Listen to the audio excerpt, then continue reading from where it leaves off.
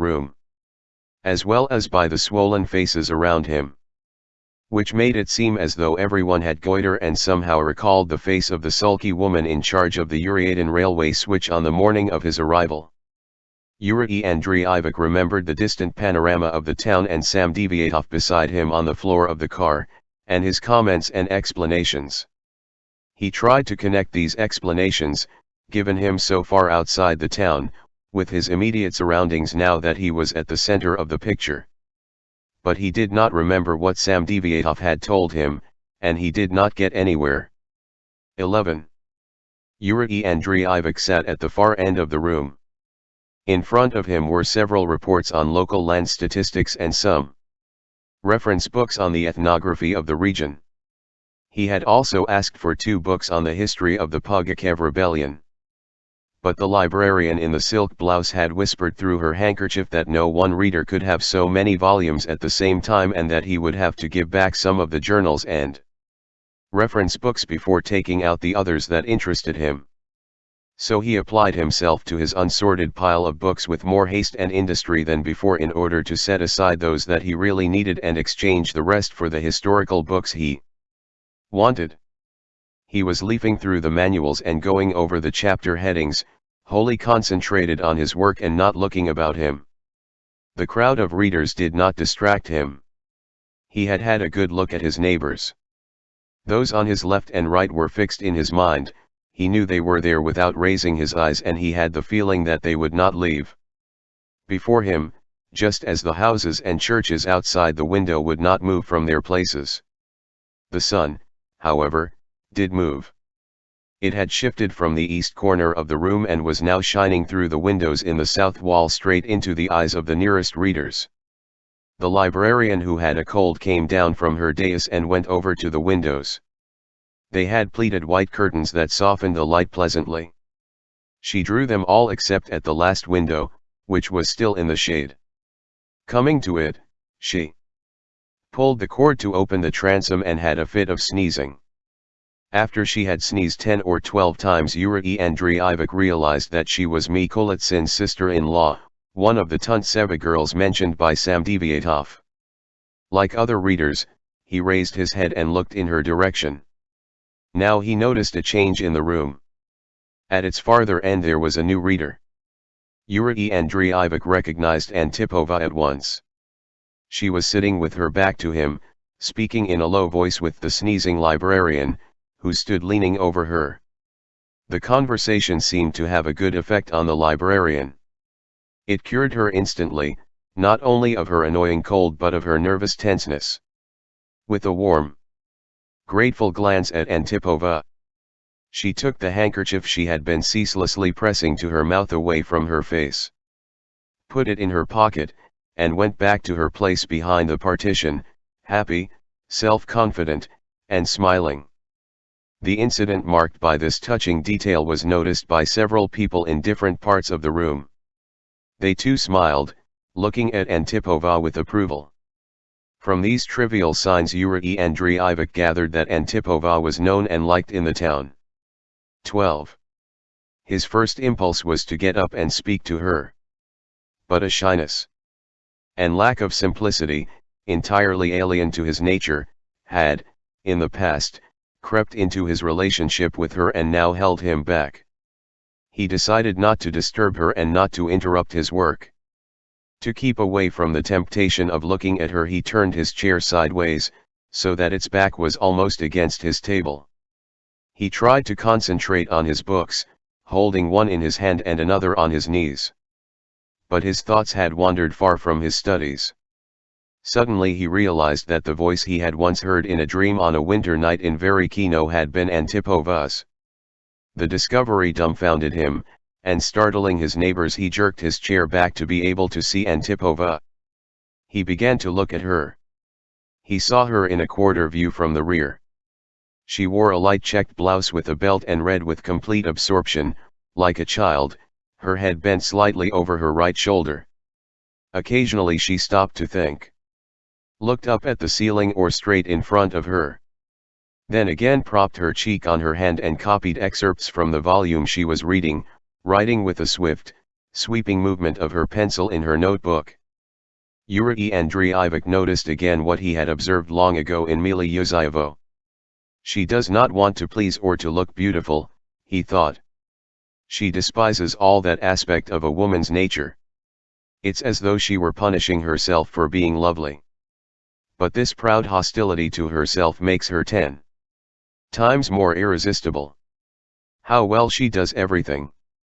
She reads not as if reading were the highest human activity, but as if it were the simplest possible thing, a thing that even animals could do. As if she were carrying water from a well, or peeling potatoes. These reflections calmed him. A rare peace descended upon his soul. His mind stopped darting from subject to subject. He could not help smiling. Antipova's presence affected him the same way as it had affected the nervous librarian. No longer worrying about the angle of his chair nor afraid of distractions, he worked for an hour or so with even greater concentration than before her arrival. He went through the whole pile of books in front of him, setting aside those he needed most, and even had time to read 2 important articles he found in them. Then, deciding that he had done enough for the day, he collected his books and took them back to the desk. With an easy conscience and without any ulterior motive. He reflected that after his hard morning's work he deserved to take time off to see an old friend and that he could legitimately allow himself his pleasure. But when he stood up and looked around the room, Antipova was no longer there. The books she had just returned were still lying on the counter where he had put his own. They were textbooks of Marxism.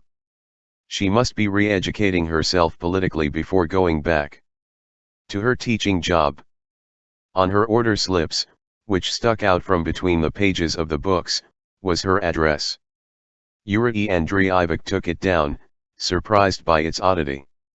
Merchant Street, opposite the house with sculptures. He asked another reader what this meant and was told that the expression house with sculptures was as familiar in Uriatin as in Moscow the designation of a street by the name of its parish church. Or the phrase the 5 corners in Petersburg. The name referred to a dark, steel-gray house decorated with caryatides and statues of the muses holding cymbals, lyres, and masks. A merchant had built it in the last century as his private theater. His heirs had sold it to the Merchants' Guild, which gave its name to the street, and the whole neighborhood was known by the name of the house. It was now used by the party's town committee. And the lower part of its facade, where posters and programs had been displayed in the old days, was now covered with government proclamations and decrees. 13. It was a cold, windy afternoon at the beginning of May. Yurii Andreievich, having finished what he had to do in town and having looked in at the library, suddenly changed his plans and decided to go see Antipova. The wind often held him up, barring his way with clouds of dust and sand. He averted his head, closed his eyes, waited for the dust to stop blowing, and continued on his way. Antipova lived at the corner of Merchant Street opposite the dark, blue-gray house with sculptures, which he now saw for the first time. It did indeed live up to its name, and there was something strange and disturbing about it. Its entire top floor was surrounded by female mythological figures half as big again as human beings. Between 2 gusts of the dust storm it seemed to him as if all the women in the house had come out on the balcony and were looking down at him over the balustrade. There were 2 doors into Antipova's house, one from Merchant Street, the other around the corner from the alley.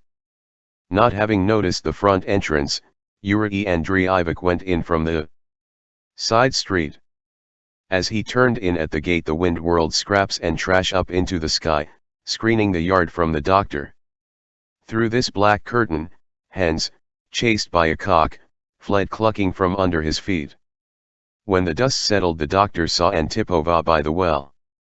She had filled 2 buckets and hung them on a yoke across her left shoulder.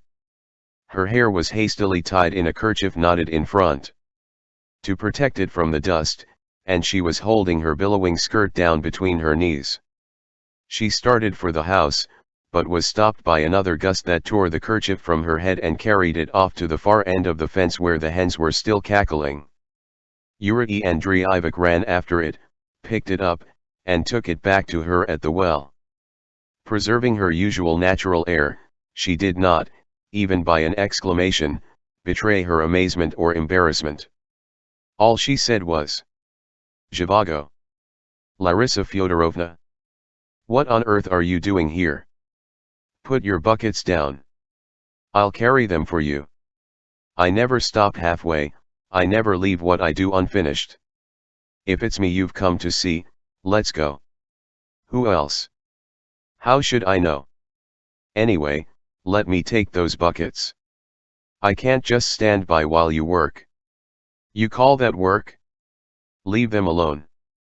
You'd only splash the stairs. Better tell me what brought you here. You've been around more than a year and you never found a moment to come till now. How do you know?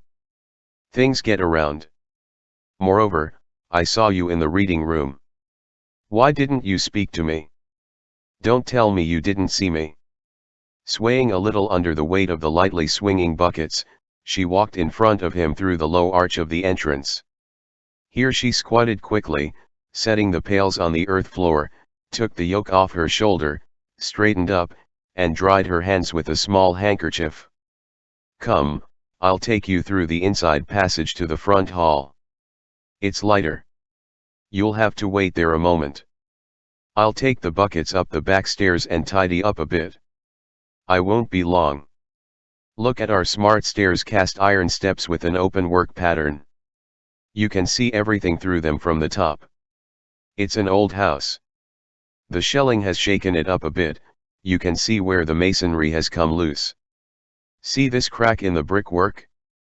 That's where Katenka and I leave the key to the flat when we go out. Keep it in mind. You might come someday when I'm out, you can open the door and make yourself at home till I come back. You see, there it is, but I don't need to use it now. I'll go in the back way and open the door from inside. Our only trouble is rats. There are swarms and swarms of them, and you can't get rid of them. It's these old walls. Cracks and crevices all over the place. I stop up all the rat holes I can, but it doesn't do much good. Perhaps you'd come one day and help me? The cracks between the skirting and the floorboards need stopping up." "Yes. Well, you stay here in the hall and think about something. I won't be long, I'll call you in a minute." While waiting, he looked around at the peeling walls and the cast iron steps. He told himself, "In the reading room I thought she was absorbed in her reading with the ardor she would give to a real, hard physical task. Now I see that the reverse is also true. She carries water from the well as lightly and effortlessly as if she were reading. There is the same gracefulness in everything she does. As if she had taken a flying start early in life, way back in her childhood, and now everything she does follows this momentum, easily, naturally. This quality is in the line of her back when she bends down, and in her smile as it parts her lips and rounds her chin, and in her words and thoughts." "Zhivago."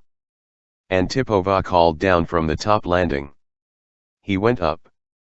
14. "Give me your hand and do as I tell you. We have to go through 2 dark rooms piled with furniture. You might bump into something and hurt yourself. True.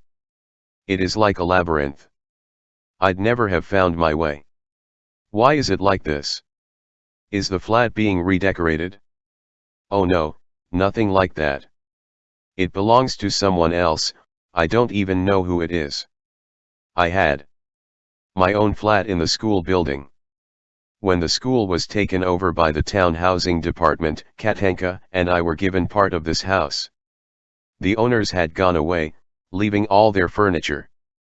There was an awful lot of it. I don't want other people's things, so I put it all into these 2 rooms and whitewashed the windows to keep out the sun. Don't let go of my hand or you'll get lost. Here we are, we turn right, now we're out of the maze, here's my door. It will be lighter in a second. Watch the step." As he followed her into the room, he was struck by the view from the window facing the door. It looked out on the yard and over the low roofs of the houses beyond it to the vacant lots by the river. Goats and sheep grazed there, and there.